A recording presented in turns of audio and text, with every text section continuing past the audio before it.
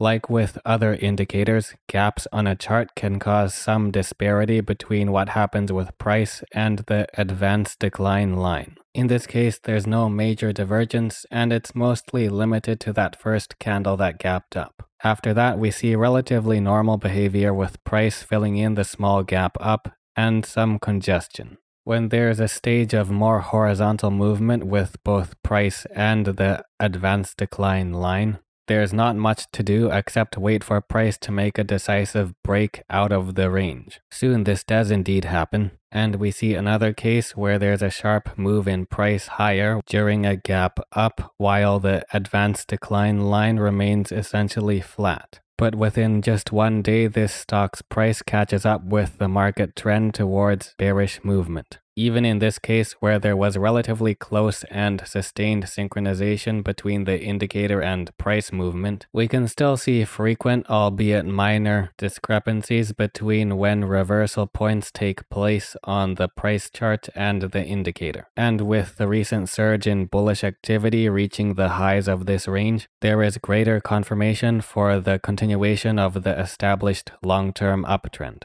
And just like swing points, the breakout point won't always be in exact synchronization between the indicator and price movement on the chart. When bullish sentiment inevitably decreases and a reversal begins to form, there's a good example of how a sharp peak on the advanced decline line can help sway sentiment towards a more bearish posture, even though price movement on the chart is more neutral to bearish, rather than being immediately and definitively bearish. Moving along, we eventually get back to a situation similar to the start of this example, except a gap up on a much larger scale. Marking a potential line of support at the gap fill area is useful, whereas trying to do so on the advanced decline line is less useful, similar to previous examples. What is useful to confirm bearish strength of the move here is to see the advanced decline line also fall in the same direction as price. Not so much the exact values the indicator falls under. As the trend continues further, we see a similar situation where the close coincidence of downswing points on the price chart and the indicator are more important than the exact values the indicator reaches.